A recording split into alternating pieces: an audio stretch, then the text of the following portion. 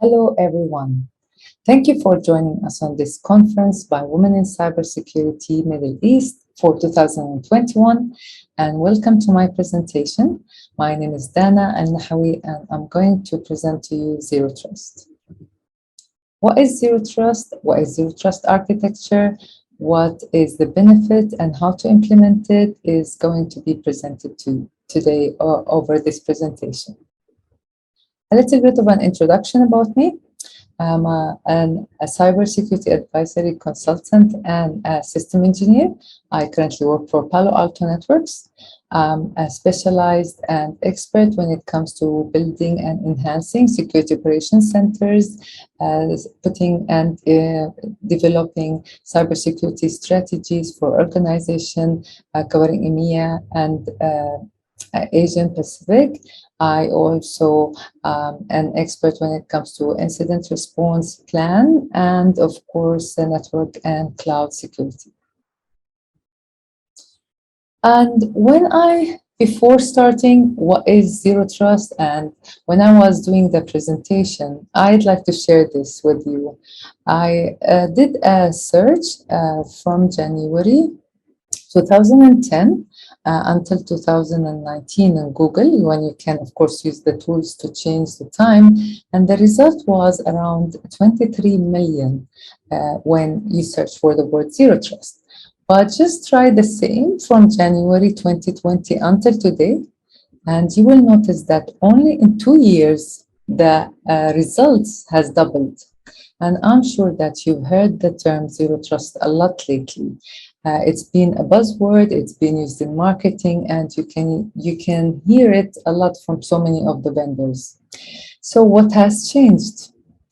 Before talking about why did we get here, I'd like to talk a little bit about our history when it comes to security and how did we look at security and the reason really of utilizing that term. So using our networks, going to offices in the past, it was always like the mindset, let's say 20, 30 years ago, the mindset was, I'll go to the office, everything is in the office, my devices, my users, the employees used to go to the office to be able to do the job, the applications that are running, the servers.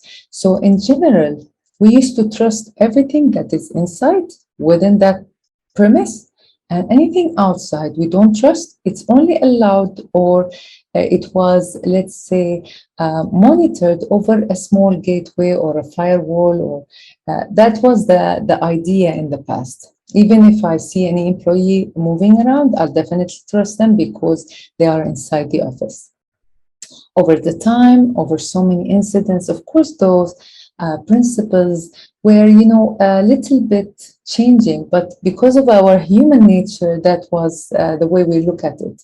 It's like a castle, and yes, we trust everyone. We trust the devices, the IP addresses. For example, if the IP address is public, we don't usually trust it and we add policies, but anything internal was always allowed. Now, over the years, we've noticed that some of the companies, for example, has moved some of their employees to work from home, let's say some percentage of them, which was part of the cost cutting. We also realized that we are shifting to cloud. But let me talk and give you this example. So if I am a person who was working at home, and that's the reality for 8 years before COVID, I used to work from home. My company used to do that. So I used to connect to our, enterprise, to the applications that I need to use for my work through VPN, of course. Now, over the years, a person like me connecting to the VPN to reach to the application within the headquarters, let's say, or the data center of the company and the office was okay. But as we shift to cloud and as we are moving some of our services to cloud, it becomes a bit unrealistic for me to connect. And that's how we started, actually. I used to connect to the VPN, to the enterprise company, to the headquarters, and through the internet. And again, from the enterprise, taking me over the internet to the cloud. This was causing some of the bad user experience, and of course, there were some security issues. So we started, enhancing our security technologies and solutions over the years. So, for example, we started using the security web gateway. We also, when we moved to cloud, we also introduced the cloud access security broker, making sure that, for example, any user accessing cloud services need to be secured or have some policies being applied to those users. All this was acceptable until COVID hits us. Now, instead of having a little percent of employees working from home and needed all those solutions, the fact is all of us, and I'm sure all of you knows, we all worked from home. So many companies who did not allow that in the past were forced to use VPN. Again, the bad experience, security issues. In fact, the phishing attacks has increased by 600%, and the attacks exploded. SolarWind, FireEye attack, and so many others of the known attacks were the reason we believed as a cybersecurity industry, we need to do something. So having those solutions were not enough. Those attacks hits us even that we already have some security terms in place, but what should we do? And in fact, this caused the term zero trust to be introduced. Before talking about when did it started or why we started using zero trust, the term is not new. It started long before, but it used to be utilized more in the security industry only in 2010, when John Kinderbeck, who was working at Palo Alto Networks, published research on Forrester Research as a public paper talking about zero trust and how can we apply it in our architecture and our environments. Now, what makes that paper really unique, or maybe the industry has noticed it very well, is that Google implemented the idea in their environment. So everyone started talking about it, but there was not much focus, of course, until we get that hit in 2020, like everyone knows, and the pandemic hit. And because of that, we decided to push for more zero trust, and we believe that it is the solution to solve the problem of all of these breaches, attacks, and to be in a more better security position. You will notice that, for example, so many standards, so many vendors start talking about it to solve the problems that the organization are facing. So what is zero trust? Utilizing NIST here, because NIST is a third party, or, it's not a vendor approach, it's just a standard, as the National Institute of Standards and Technology. So I'd rather use it. But what is it? In summary, it is shifting the inherited model of, trusting inside and untrusting outside to trust nobody. As the name says, zero trust. So we trust nobody. By nobody, I mean no users, no application, no devices, no networks, no infrastructure, wherever, the location does not matter here. So the main principle of the zero trust is never trust, but do an explicit verification. So it is, of course, a strategy, it's a framework. It's not a technology, it's not a product, it's not a one solution. In general, it's just a strategy. Now, I need to talk, while talking about zero trust principle and strategy, we always need to also highlight the importance of zero trust architecture. The reason is, to be able to apply the zero trust term in our environment to be more secure, we definitely need to utilize it while building our infrastructure, while building our architecture model from a security perspective.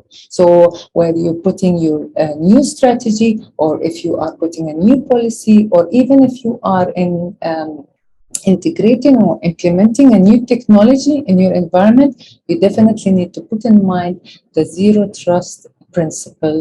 Trust no one, always verify. Now, before going through, since I'm using Nest, I thought I'll definitely need to share this a very high level slide about the paper by Nest, which is 800-207. It's a series of, let's say, papers or a standard that is put by Nest, and I really advise you to go through it. But to summarize it, the way Nest is thinking is, you have a subject that needs to access an object, but you need to do a decision to be able to verify if you can trust that, if you can trust that subject to access the object. And also you will need to apply some of the rules, or let's say some of the enforcement points to be able to do the decision. By using the policy engine. That's the way Nest think about it. The paper also includes some nice use cases, some of the threats that usually are related to zero trust. So I advise you to have a look at it. When you look at zero trust, when you're searching about it, I thought I have to highlight that you will see the term used in so many other areas. So for example, you will notice the zero trust network access, the zero trust architecture, zero trust, for example, data access, and so on. So some of them are, for example, specific technology that is going to apply the zero trust principle into that area. Some of them are the solutions, some of them are the frameworks. So just be aware and notice that when you are searching, when you are looking. However, I would like also to explain a little bit more what is zero trust. I moved to the term just for a quick information to everyone. But when you are, for example, looking at the zero trust, to understand it. So in summary, instead of having this big castle around everything, divide them to a smaller stuff, let's say. So I'll apply the zero trust not over the whole environment, but to summarize it, I'll apply it to the users, I'll apply it to devices. So I am dividing everything into a smaller chunk and then applying the principle to it, analyzing it. So consider users, application, cloud, network, environment, the data zero, so you have to apply zero trust around every single thing. So this is how the new term, you have to look at it or think about it, instead of having the trust circle only around inside and outside. How to implement it? This is a very high level way of implementing it. So the first thing you have to do is you have to know your environment very well. You have to understand your environment. So the first question you will definitely ask, what is the most critical assets or the most critical services that makes my business run? Or if it was not available, my business will fail, will affect me.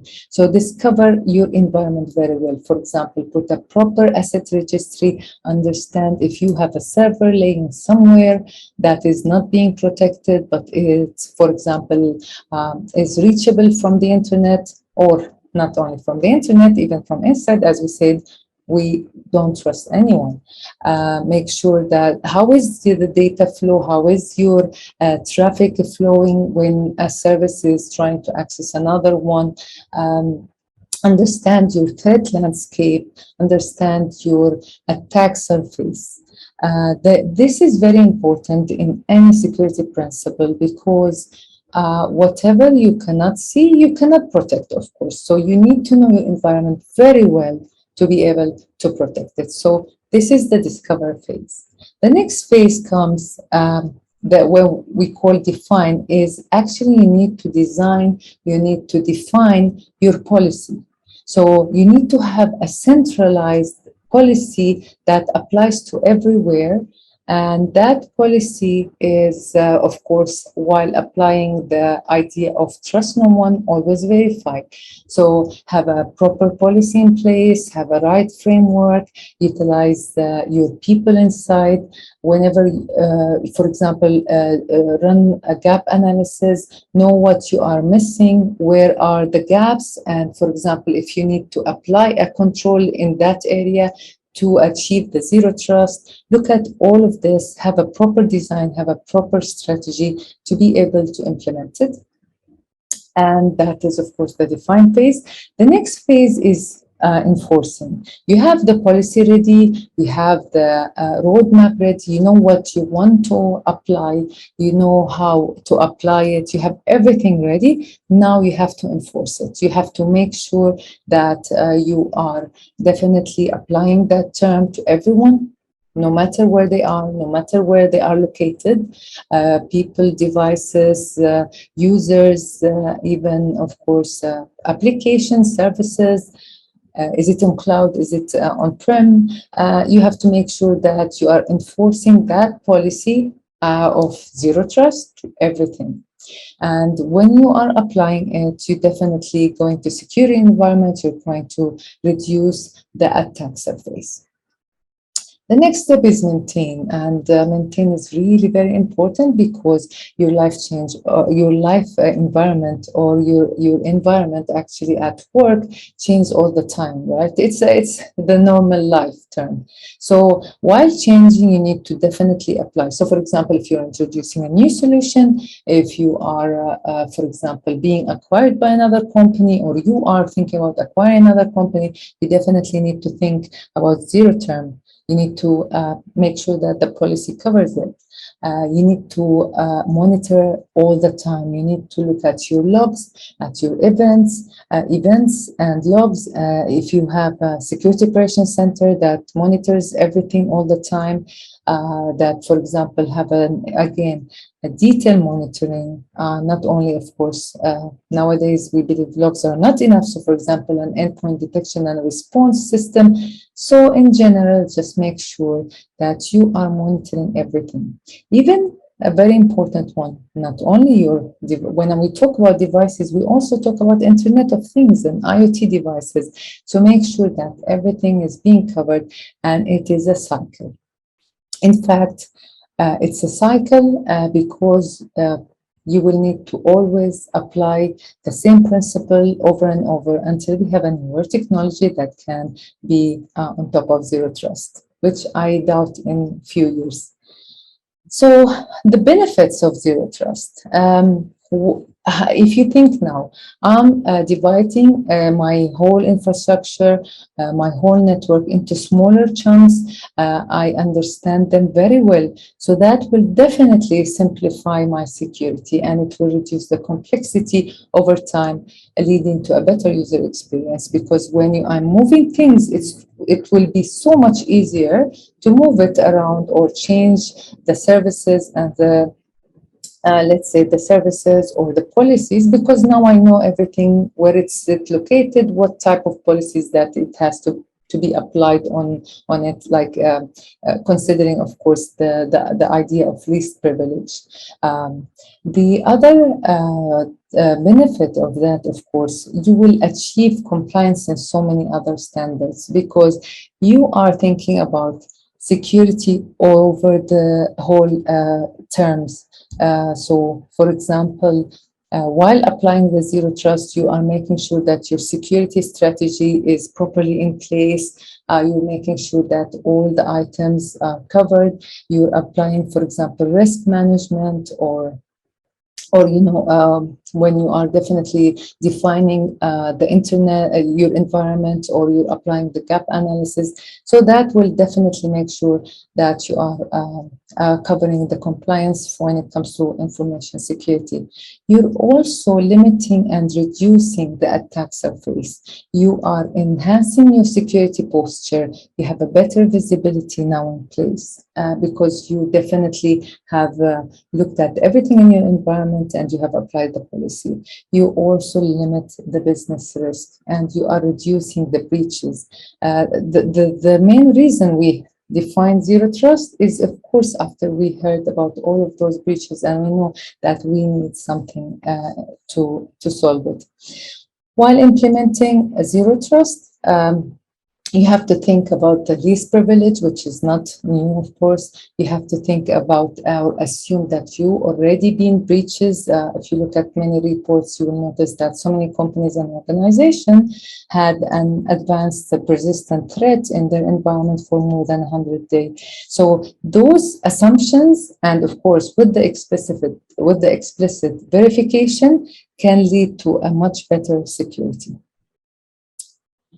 To summarize, definitely while applying zero trust, you have to think about it like a journey. A nice term I'd like to, especially that this is more ladies, and we always think about diet when we want to achieve a perfect goal. So diet is not like we reach and we stop. We all know, whoever tried it, that it is a lifestyle. It's a journey. It's not a goal and we stop. It's the same for zero trust. You don't stop there after implementing your policy. You will need to do it all the time. You can start now, of course, and I advise everyone to start small. For example, start service by service. Don't rush out. Don't do it for everything. So you have, for example, your business depending on, let's say, 5 services. Start one by one and utilize the architecture while securing each of these services. While doing that, we usually recommend asking the questions to have a better visibility. What is that service? What does it do? Who owns it? Or why do we need it? What type of security or what type of privilege is that services have? Does that service as a subject really need to access that object? When does it need it? Where is it located? How do we need to apply that? This is the Kipling method, which is the 5 whys and 1 how. Read the NIST standard, look at it. Of course, you can do a lot of researches. I left some of the reference at the end of the presentation if it will be if it's going to be shared with everyone. Otherwise, please reach out to me and I'll definitely try to help you as much as I can. But Google does the job anyway. And at the end, hear about other stories. Look at companies' stories and how did they apply it? How did they reach there? What was their challenges? Look at YouTube. You will see so many nice presentations and lovely stories and examples of how it was implemented. Thank you very much. I really appreciate your time and happy to be part of the Women in Cybersecurity Middle East as a member. And of course, we try to enhance security around the globe. So thank you and have a lovely day.